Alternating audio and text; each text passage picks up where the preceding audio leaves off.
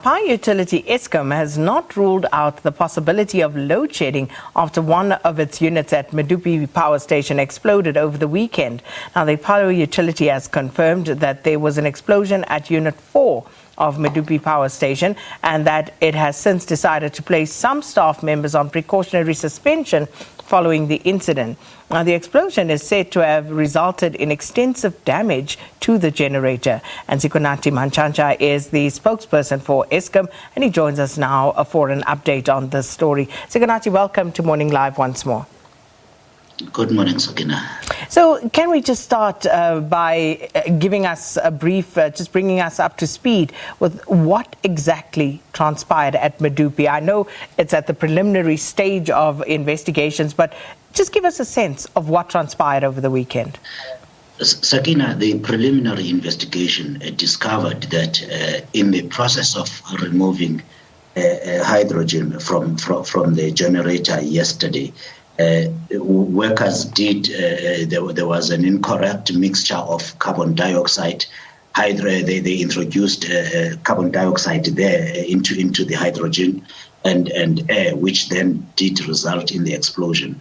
It does appear from Eskom's initial investigation that there was some deviation from procedure by those people who were working on the plant at the time.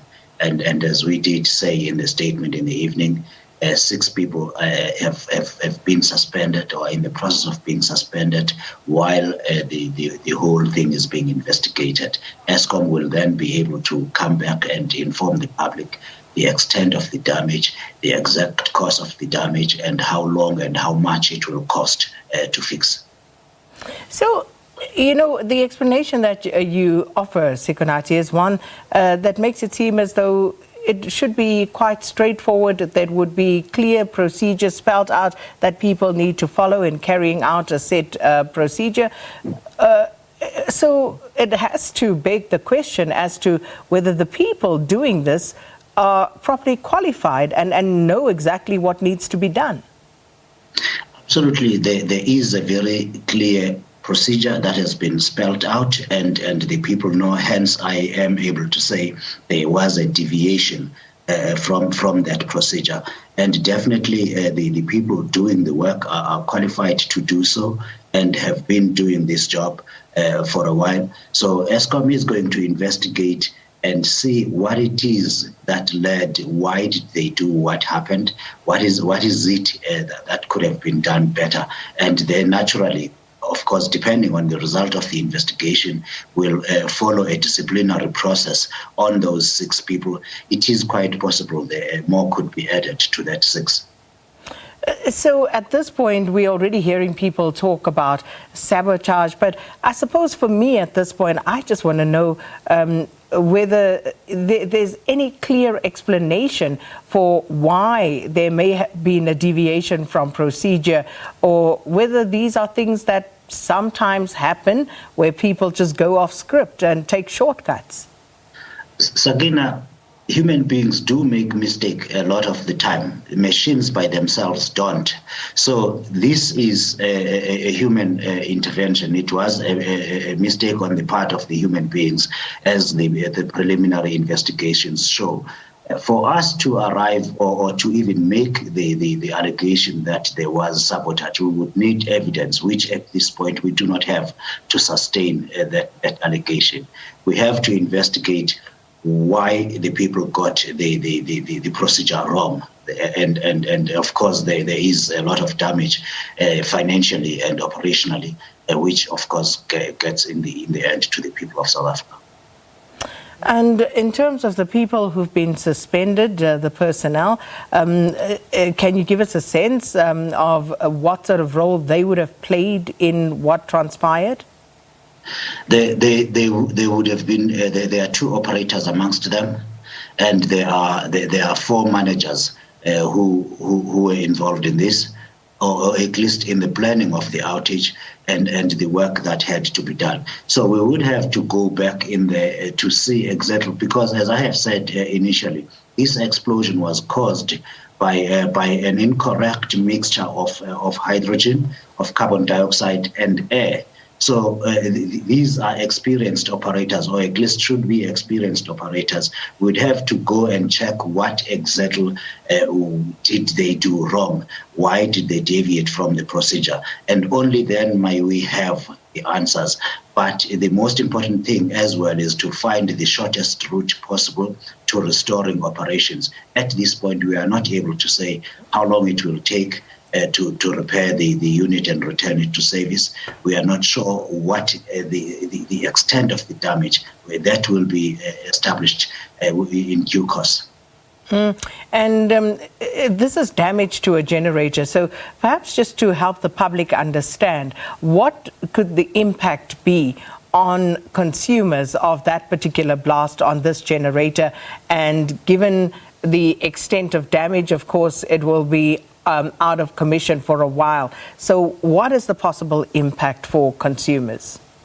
Sakina, Medupi has got 6 generation units.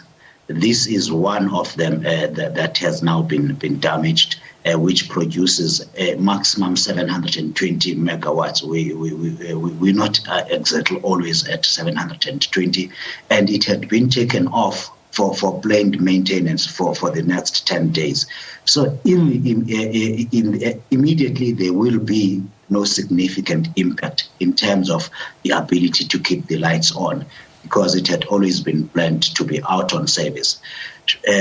During that or after that 10-day period, which we had planned to have it back, then if we had to suffer another serious setback, let's say 2 or 3 large generation units such as this one, then we would have to talk about the possibility of load shedding.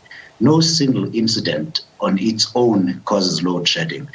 So we are quite comfortable at this point that we can supply the country fully with electricity. We have gone through the winter, which is the worst period in terms of load shedding, relatively easily with minimal load shedding, and that should not change going forward. Yes, we are entering the peak maintenance season as the temperatures improve. So we will have to do the planning around maintenance again to take into effect to recognize the impact of this explosion and the lack of the 750 megawatts. And at this preliminary stage, is there any preliminary indication of cost, Sikonathi? Because looking at some of the pictures of the damage, it seems quite extensive. It is too early, Sakina, to talk about what the cost would be at this point. We can definitely confirm that there has been extensive damage.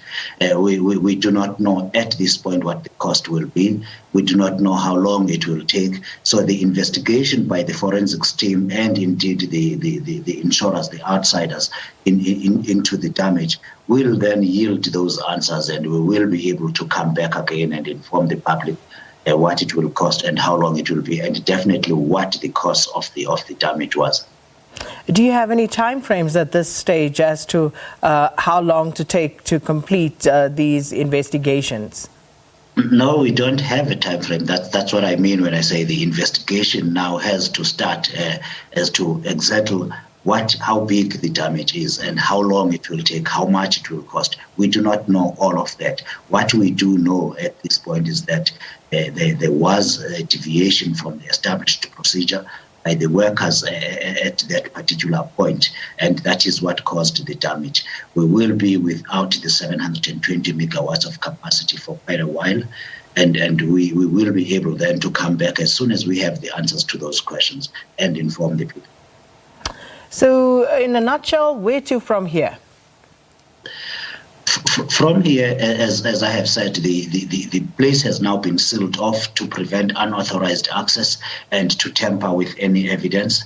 And the work starts immediately to investigate the cause and to establish what needs to be done to repair the generation unit, and we have to get it up as soon as possible, because it may not immediately be a train smash in terms of load shedding, but cumulatively, if we have any other problem, a big unit like this, we will be impacted, because every generation unit is required on service unless it is out on a planned maintenance.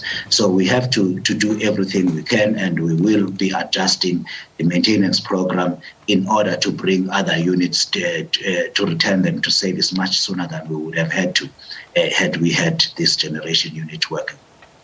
Well, we'll keep checking in with you, Sikonathi, to find out how these investigations continue. But of course, we'll have to leave this one here. Sikonathi Mantshantsha is Eskom spokesperson, talking to us and giving us the latest update on developments regarding a blast at the utilities Medupi Power Station over the weekend. And as you heard, too early to give any specifics regarding costs or even the extent of the damage or when indeed that unit will return to operation. So we'll wait until Eskom gives us further details regarding all of this.